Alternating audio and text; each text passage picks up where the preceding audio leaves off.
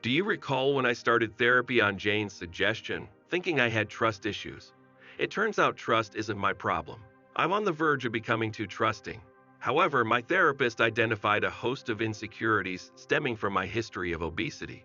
I've always been the chubby, nerdy guy since school, never the boyfriend but always the best friend. My first relationship at 18 lasted only a week before she left me for someone more attractive. In my 20s, I entered a toxic relationship where I was blamed for everything, even the rain. The emotional toll left me feeling guilty for things that weren't my fault. I started working due to family financial issues and had no further relationships until I met Jane at university. During the penultimate session with my therapist, we delved into my feelings about not having kids. She helped me prioritize 1. Self, physical, intellectual, and spiritual well being. 2. People I live with, Jane. 3. Family and friends. 4. Work. And 5. Leisure and entertainment. The last session focused on Jane. When asked about my plans, I revealed my intention to divorce her. The therapist explained that the distress I'm feeling is normal because my second priority is crumbling. She compared it to the stages of grieving death: denial, anger, bargaining, depression, and acceptance. Currently, I find myself in the bargaining stage, contemplating various what-if scenarios. However, the reality is that I'll never trust her again. The prospect of her being home alone while I'm at work is unbearable torture for me. To navigate the potential depression, I must stick to my gym routine and closely monitor my diet. I hope sharing this information helps others going through a similar grieving process. Now for the update. I've been incredibly busy. I applied for a job promotion that I could have taken a long time ago, but it involves extensive travel. I believe being away will aid in my healing process. Additionally, I've been searching for a new place to live and found a small apartment that's perfect for me. I've already paid 3 months of rent in advance, and I plan to move as soon as possible. I haven't seen Jane since D-Day or Bally since that Monday when I am sure he was fired. On the bright side, one of my neighbors, a lady in her 50s, met me in the condo's elevator. She mentioned that she hasn't seen Jane lately. I told her we're growing apart, and then she unexpectedly invited me to dinner, mentioning that her single niece is visiting for a few days. It took me by surprise. It looks like I'm back on the market. My attorney informed me that Jane was supposed to be served last Friday, but due to some festivities in my country, she was served last Sunday morning at my in-laws' home. The following Monday, somebody, presumably Jane, slid a letter under my door. It was 3 sheets back and front, mainly explaining what led her to cheat. Now let's introduce the second villainess in the story, a co-worker we'll call Flirty. I've encountered her at Jane's work events, such as Christmas or anniversary celebrations. She's very thin, almost skinny, and typically wears a lot of makeup. She has the belief that every man wants to sleep with her. On one occasion, she told Jane that I was staring at her. I did once because I could see her ribs and thought she was unhealthily thin. According to Jane's letter, when she lost weight, Flirty approached her, wanting them to be best friends since they are the two hotties at work. That's when the brainwashing began. Flirty made her think she deserved a better man and was entitled to one. She painted me as a pathetic man who would try to control her now that she's hot. When the incident with the Smith machine occurred, Flirty said to Jane, See, didn't I tell you? He wants to be your owner more than your husband." Jane bought into it, and due to Flirty's manipulation, she harbored resentment towards me for months. When Jane and I attended the gym at different times, Jane accidentally met Baldy at the mall, and he approached her. She confessed she had a crush on a guy similar to Baldy before I met her. She never told me that before. They went for a bite, and both flirted. Jane showed Flirty Baldy's picture from Facebook, and Flirty told her she'd be a fool if she didn't sleep with him, insisting that her pathetic husband, me, didn't compare to that Greek god. Jane had the opportunity, she was eager, so she did. Baldy took her to his house, which coincidentally is close to the mall where they ran into each other, so she doesn't know that's Frank's dad's home. All this happened 9 months ago. Flirty is a professional cheater. She taught Jane how to cover her tracks using a work words code to hide Baldy's contact and her map tracking history. She even advised her that changing her phone password is a bad idea because I would immediately suspect. Jane observed that Baldy disliked when she talked about me, and as a form of punishment, he left hickeys on her body. Now I recall she began wearing pajamas to sleep, citing it was cold. He used to criticize me, but she never joined in. Meanwhile, Flirty would affirm to her that she was entitled to this romance and that I deserved to be cheated on because I'm a beta male. During those months, she admitted liking the feeling of danger, the thrill, and acknowledged that the sex with Baldy was good. However, it also pained her to see me struggling to be a better husband, knowing that she was the reason for my pain. It became easier for her to ignore me and continue indulging in the pleasure that Baldy provided. D-Day arrived and I completely blindsided her. She believed I was clueless. Here's how she described that moment. I was in shock and covered myself with a blanket on pure instinct. When I reacted, I saw you pushing and kicking Baldy out of the room and the house. When I heard you closing the door and coming back, I didn't know what to say. I have never seen you this angry before. Then you said, I have never hurt you nor will I. That's true. In the years we've known each other, you have never hurt me, not even when we found out that it's my fault that we can't have children. After that, she heard me crying in the spare room. She wanted to comfort me, but how could she? In the main door, we have a mirror to check ourselves before going out. She looked at herself but couldn't bear the sight. When she entered her car, she cried and told herself, what have I done? Baldy called her that night, but she blocked him. She arrived at her sister-in-law's house around midnight, 2 hours later after the drama, as her house is about 40 minutes from mine. She was scared of telling her sister-in-law what happened because she's older and has a very strong character. The next day, she shared the events with Flirty, who expressed that she should be happy to be rid of me. Their conversation continued as follows. Jane, and then, Flirty, babe, you are free, you can have sex with Baldy or any guy you want. Jane, and then? Flirty, I don't follow you. Jane, what will happen when I'm tired of having sex with a bunch of guys? Flirty, then you can decide which one to date seriously. Jane, and then what? Flirty, I don't know, get married, I suppose. Jane, but I already had a marriage. Flirty, but it was with OP. He's a loser. I bet Baldy is 100 times better than him. Jane, no, that's not true. He gave me a good life. Flirty, don't settle for so little. You can have a better man. Then they proceeded to have a heated argument in front of coworkers. Jane couldn't recall it well, but she remembered swearing and yelling at Flirty. Flirty told her that any guy hotter than me is better than me. I don't understand what she has against me. But Jane realized the extent of what she had destroyed. She was inconsolable, and her boss allowed her to go home early. The next day, I shared the video with SIL while Jane was babysitting SIL's twins.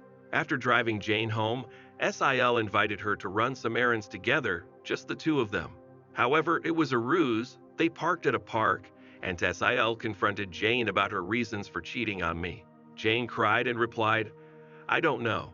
SIL admitted feeling envious of our marriage minus 11 years without a major fight, both of us appearing happy. She couldn't believe her little sister was capable of such a betrayal. Jane had supported SIL when her ex-husband left her for another woman. Although SIL allowed Jane to stay, stating that the house belonged to both of them, she expressed her deep disappointment and pledged her support to me if needed. Jane understood. The following Sunday, Jane attempted to apologize, but I was not at home. Upon receiving my attorney's card, she called, and my attorney confirmed that I had hired him. Realizing that I was genuinely pursuing a divorce, she went to her new home, wrote a confession, and sent it to everyone we both knew. I began receiving messages and phone calls the following week, but I refrained from reading or responding. After glancing at some DMs, I found that most people wanted to offer comfort. One of her cousins mentioned that confessing takes courage, suggesting I should consider giving her another chance. In the subsequent week, she tried to distract herself with work, but news of her infidelity had spread. In our country, being unfaithful can lead to a negative perception, with people viewing you as an easy woman. Consequently, female coworkers distanced themselves, especially Flirty. Male coworkers became overly friendly, causing discomfort. She requested a relocation, but it would take months, so she decided to quit her job the following Friday. Having accumulated a considerable amount of savings, we had separate finances, and as the primary earner, I covered most expenses. Let's take a short break. Subscribe to the channel so you don't miss the release of new stories. Continuing the story. The next day, she sought me out, expressing her desire to beg me to take her back. She visited my place, but upon discovering I wasn't home, she went to my parents. While my dad refused to speak to her, my mom expressed sympathy, acknowledging the pain caused but requesting that they not discuss her further. Jane understood but proceeded to my brother's. He bluntly stated, "OP is not here, and frankly, I don't want to talk to you," closing the door in her face. Returning to her new home, she felt deeply saddened. Throughout the past week, she engaged in introspection and experienced significant depression as she came to realize the extensive damage she had inflicted on our relationship, her family, and mine. All this, she admitted, was for the sake of fleeting pleasure derived from a person she described as a douchebag with beliefs such as thinking vaccines are just a pharmacy scam and believing in astrology, referring to Baldi, who bears a Taurus sign tattoo on his arm. Stiegel suggested she seek therapy. Though disappointed, I don't blame her. If my brother were in a similar situation, I would attempt to help him recognize his mistakes. She eventually attended therapy, and her therapist advised her to write this letter and come clean to me. She asserts that everything in the letter is true and swears on her life that if I were to take her back, she would become the most grateful, loyal, and honest spouse in the history of humanity. She suggests granting me total access to her social media, which I already had, committing to always answer my calls regardless of the situation, and never having friends without my approval. There are additional details about family and friends that I deem unimportant to share, as they require substantial context. In conclusion, she pleads to meet me and apologize properly to my face, expressing that the word sorry doesn't begin to capture the depth of her current emotions. As for my thoughts on this letter, I can confirm she didn't contact Baldi until the Monday when he was fired, and she confessed to family and friends. However, the rest may be partially true, and I'm certain it has been embellished. Notably, she omits mentioning when she labeled me as jealous and immature, and she doesn't acknowledge letting Baldi engage in unprotected intercourse with her and ejaculate inside. While she offers to share all her passwords, the fact remains that she lied to my face and gaslit me for 9 months, according to her, demonstrating exceptional skill in doing so. Furthermore, I have no intention of becoming her jailer. I will never trust her again. Every time I see her face, I'll also envision Baldi in front of her. I refuse to be her second option or a doormat. Although I haven't replied yet, I'm contemplating seeing her next weekend. These past days have been incredibly challenging. For those interested, I did encounter Jane, but it wasn't due to responding to her letter. It was a mistake on my part. Let me explain. A few days after my previous post, I experienced an anxiety attack, a result of the stress that had accumulated, as my therapist pointed out. My life underwent a 180-degree change, and my mind hadn't had the chance to adapt. This marked my first encounter with such episodes, and I initially thought I was having a stroke. Symptoms like tachycardia, sweating, and panic clouded my judgment. My coworkers called for emergency assistance, and an ambulance promptly arrived. If I hadn't been so terrified, I might have found some enjoyment in the ride. I was convinced that my demise was imminent. The paramedic reassured me, saying, "Mister, you are having a panic attack. Everything is going to be fine." Despite attempting to focus on his words, I couldn't. My only thoughts were, I'm going to die. At the hospital, they sedated me, and as I started to feel better and drowsy, I could respond to questions. The doctor inquired about my name, age, and the date, and I managed to answer correctly until I passed out. Upon awakening, guess who was by my side? Jane. I had forgotten to remove her name and number from my emergency contact. Confused due to the medication, I smiled at her and said, "Jane?" She was seated reading a book, and upon hearing me, she jumped up and approached me. Tears welled in her eyes as she uttered, "Hello, my love, you really scared us." That's when everything rushed back to me. The smile vanished, and I questioned, "What are you doing here?" Attempting to sit up, I found my body feeling numb and clumsy. She hushed me, saying, "Take it easy, no sudden movements. I'll get the doctor." After kissing my forehead, she departed. I wanted to avoid the kiss, but my reflexes were numbed. That familiar kiss, though it had been more than a year since she had kissed me with sincere love. As she left, I observed my surroundings. A large room with 6 beds, 4 occupied by patients, each separated by curtains for privacy. Noticing I was in a hospital robe, I realized I wasn't wearing my own clothes. A few minutes later, she returned with the doctor. I had slept for 26 hours. The doctor explained everything about the anxiety attack I had suffered. He asked if I had stopped taking any medications, but Jane and I almost simultaneously answered, "I don't/he doesn't take any meds." I hate how well she knows me. The doctor informed me that the episode resulted from heavy stress or a sudden change in my life, or possibly both. Glancing at Jane, she avoided eye contact. He recommended taking a few days off for reflection and advised me to see a psychiatrist, as my therapist, a thanatologist/psychologist, couldn't prescribe medications. He mentioned that I must be hungry, and the next day I'd be discharged. It was 8 p.m., with another hour until visiting hours ended, and Jane didn't seem eager to leave. The atmosphere felt awkward, leading me to babble like an idiot. So I asked, "You said you scared us. Who are us?" She smiled, seemingly aware that I couldn't resist talking. "Your parents and me. They were here in the morning." "Did they leave?" "Yes, they are expecting my call." "I'll talk to them tomorrow. You can leave. I want to sleep." They weren't baptized as toddlers, but after SIL's ex left, Jane and I supported SIL and the twins. I love those two little rascals with all my heart. When we babysat them, I told Jane that it would count as parent training for when we had our own. That will never happen. SL asked us to be their godparents, and I teared up with emotion. They are the closest thing I have to a daughter and a son. I know Jane loves them too, and I don't want any drama near my godson and goddaughter, and I miss them so much. I haven't seen them since about a week before D-Day. Also, I haven't spoken to them because I was avoiding Jane. So I told her, "Oh, let's talk. In the condo. I'll contact you soon." She offered to take me home the next day when I get discharged. I told her no, I'll ask my parents to come for me, and I'll see her again in the condo. I wanted to talk to my parents. She noticed I was looking for my clothes. She opened a cabinet next to my bed and gave me my phone. I looked at her suspiciously, and she made her guilty face again, meaning I am sure she snooped my phone, and she admitted it. We didn't utter a word. That's the language we developed by being married for 11 years. I don't care if she snooped. I have nothing to hide. I texted my parents, and they called almost immediately. While I was talking to them, the same old nurse told Jane visiting hours were over. She wanted to say goodbye, but I ignored her. She whispered in my ear, "I know you keep your word. I'll wait for you to contact me. I love you." She kissed my hair and left. I do keep my word. My father always told me, a man is worth as much as his word. I asked my parents if they knew what happened after I passed out. According to them, one of my coworkers showed up at the hospital to provide information about my medical insurance. That's when the staff saw the emergency contact, and they called Jane. SIL contacted them after the hospital called. When Jane came, she met my coworker and he left. Jane was waiting for the doctor assigned to me when my parents arrived. My dad was very cordial to her and asked what she knew. After a while waiting, a nurse called out, "Relatives of patient OP." They stood up, and the nurse guided them to the doctor. They had already tested my blood and told them I'm physically healthy. My anxiety attack stems from a psychological aspect.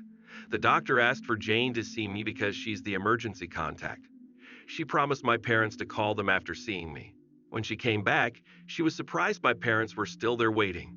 She gave them a ride to their home while she told them she helped the nurses undress me and put the hospital robe on. They didn't talk about our divorce. My parents thanked her for the ride and agreed to visit in the morning, and she'd switch in the afternoon around 1 p.m. Also, I called SIL to thank her for calling my parents. Luckily, my godchildren were still up, and I could speak to them. They were drawing get well soon cards for me. I promised to visit next weekend. The following day, which was a Thursday, I was discharged from the hospital. My parents took me to my new home. A week before my panic attack, I had started moving to my new place, taking my personal belongings. Everything else would stay in the condo, and I planned to rent it out as fully furnished. Luckily, there are 3 universities nearby, and I know there are students who would be eager to have a place like mine. I had already purchased the essential furniture, a refrigerator, a stove, since I now have to learn to cook my own meals, a bed, a table with chairs, and a desk, along with cleaning tools. For the first time, I felt thrilled. I could finally call this little apartment my own place. I bought a nice warm jacket for Mr. P, thanked him for his help, and informed him that I'd visit from time to time. I decided not to attend my neighbor's dinner. Dating doesn't feel right for me at the moment. I believe I need more therapy and time for healing. In my new home, I reflected on my goals concerning Jane. I concluded that I need closure, an understanding of her actions, and to make her realize that reconciliation is not possible. I plan to end things amicably, divorce her, and move on. However, I don't want to lose my connection with my in-laws, my sweet and incoherent mother-in-law, my stubborn and strong sister-in-law, and her twins whom I love. I don't want to miss their birthdays and future achievements. I aim to be at least cordial to Jane. At work, my boss granted me 5 days off starting the next week. Instead of staying in, I decided to go to the beach. Being away from everything and having some time to rest really helped me. During this period, I realized that I do love my wife. But the version of her from the past, the chubby one who got excited when Pizza Fridays arrived, the one I married 11 years ago, the one who supported my dreams and hopes, the one who hugged me when life got rough. I don't know what happened to her. Did vanity or lust take over? I have no idea, but I loved my wife deeply, and the one who betrayed me is not the person I fell in love with. Thanks for watching.